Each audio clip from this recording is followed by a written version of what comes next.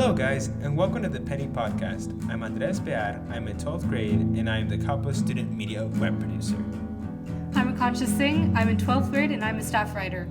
If this is your first time tuning in, the Penny Podcast is a weekly podcast that incorporates entertainment and interview elements. This week, our CSM highlight goes to Angela Yuan for her article, You Can't Have Your Pie and Eat It Too, published under our opinion section.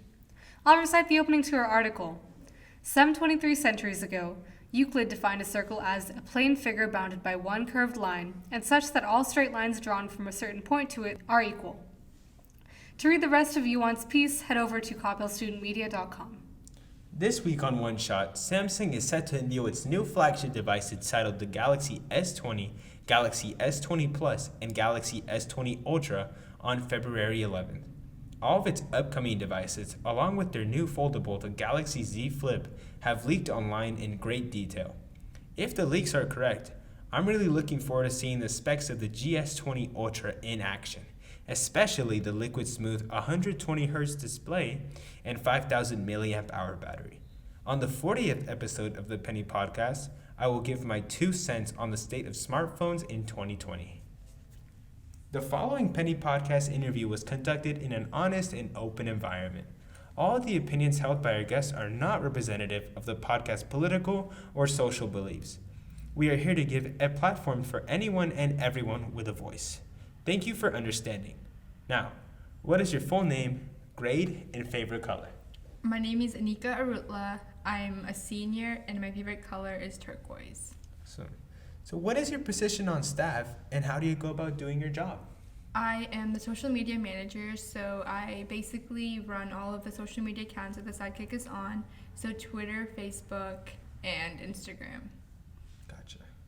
And how is the Sidekick's presence on social media platforms like Twitter, Facebook, and YouTube in terms of what type of content we put out there? For the most part, I put out the stories that we produce on the website, so viewers we reach a higher level of audience through that way. And we also post photos of the day on Instagram, so that photographers take photos that's happening around school, like projects that cool classes are doing, like through physics. And so then the audience gets an understanding of what's happening around school. And then we also, on Twitter, we put a lot of coverage, and also Instagram stories, where if there's an event happening around Coppell, like a carnival, then we post the big events that are happening at that point. So yeah, I think that's a good way for us to use social media, because social media in its essence is very quick and current. Mm-hmm. So I think, a photo of the day, for example, just a daily insight into what's going on at Coppell High School. Yeah, I agree. With the rise of TikTok as the newest social media titan, how can a local student-run newspaper such as the Sidekick promote themselves on the platform? So we recently just got our TikTok. So far, I think we're using it to showcase how we as the staff of the Sidekick interact, so that the audience that isn't the Sidekick, they understand how the newspaper is run. So page deadline day, how it is in the newsroom, and how fun and fast and very exciting that it is. And then now that we're having our February issue coming out, we have a few TikToks in the works of promoting it, because as TikTok is a very unique app, I would say, because anyone can get famous, and it's just a matter of what makes it viral. And I think that if we were to promote the February issue in the right way, it can definitely get more views and viewerships and more of an audience. So in that aspect, I think TikTok is very important for a student-run newspaper. Yeah, I definitely see that, because I've seen so many people in the past few weeks just on TikTok so much. And I think as TikTok grows in popularity amongst students in our high school, it's good that we reach out to them on that platform as well. Yeah, and it's very fun to be on as well. Yeah. I think that's part of it, right? That's cool. You've made changes to how we use social media this year, such as emphasizing tagging people featured in our photos and making our tweets more interactive.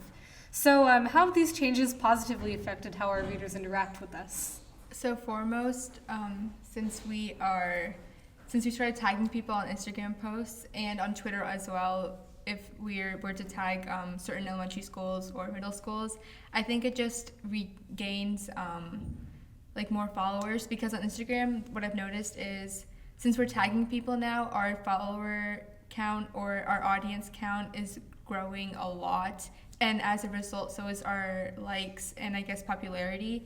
So if we tag people, I think that they understand that we are also trying to be a part of their community, so they kind of reciprocate it.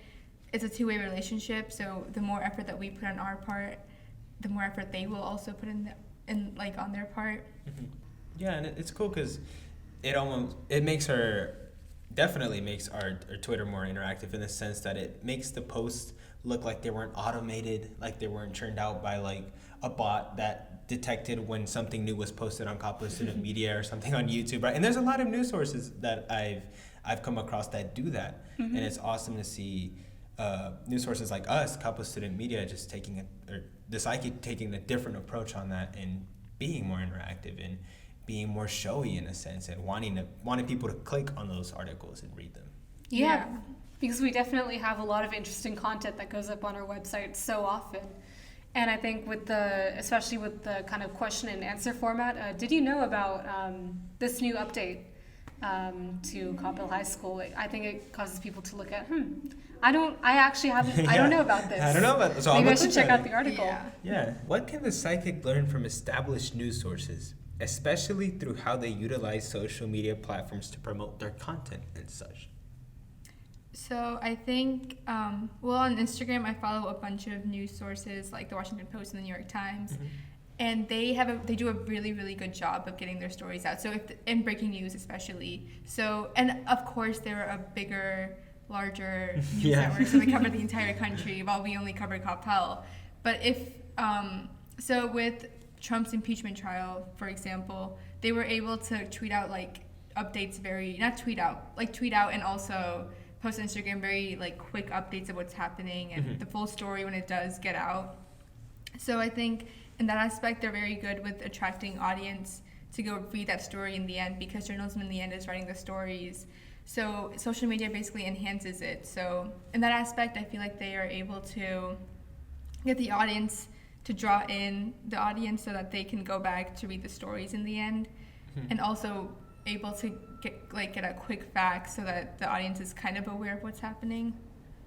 Yeah, and they're definitely using social. I know I've seen CNN also do the same thing, where they run down big headlines on their Instagram stories, and even on places such as Snapchat. I've also seen CNN, CBS as well, where they do very, I guess you would say, bullet pointy type news. But I think it's really awesome how they're using it, and definitely I can see how there's been some crisscross between what we've learned and what they've done. So it's pretty cool to see that. Yeah. Instagram in particular, I think, with news sources has been interesting for me to see at least what they're doing with it. Because oftentimes I'll see a news source, they will post a very captivating photo. And in their caption, they'll have, a quick description about the article, a caption for the photo, and a link to the article. But a lot of times when I see a photo like that, I really want to see more about what's happening. Because that really catches my eye. I want to know the backstory. So I'll head to their website and check out the article. Yeah, I think Nat Geo does a really, really good job of that, because I follow Nat Geo, and every single photo that they post, I'm instantly drawn in, especially when they have, like this one picture I saw the other day was like a lioness, and she was with her, like she had like half her face like ripped off, I think, and like it's gross, I have to say, but you get instantly drawn in, and they're talking about real issues, so you want to know what's happening in that case. So I think it all depends on the visual aspect of social media. And what does the future of social media look like? From what you've seen, are platforms moving to become more personal, or are they becoming a little more general? I think the future is very, very hard to predict, just in general, especially with the technology advancement within the last 20 years.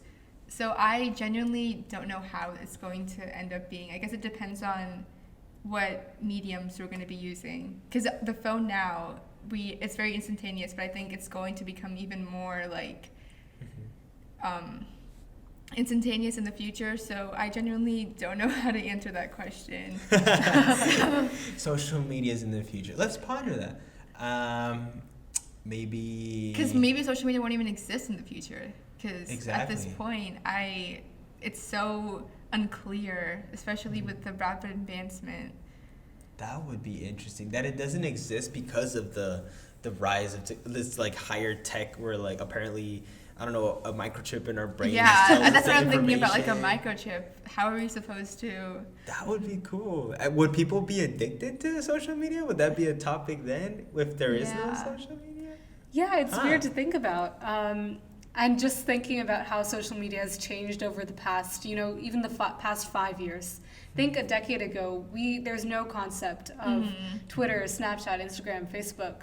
But now it's become, for a lot of people, Ingrained. such a huge... Yeah. Yeah, it's exactly. literally ingrained in our lives. I have to go home and go to my feed. Like, that's a must at this point. So Yeah. Yeah. Even then, I know Coppell student media and the psychic will still be floating. We'll be all right. Yeah. Yeah. We'll make it out that, right? Yeah, it's all just a matter of adapting to, what's happening, how are people getting their information, and how do we make sure that we can fit into that niche. Yeah. Exactly. Special thanks to our guest Anika and my co-host Akansha. Thank you all for joining us in the 38th episode of the Penny Podcast. Links to the material we mentioned today can be found below, and see y'all next week.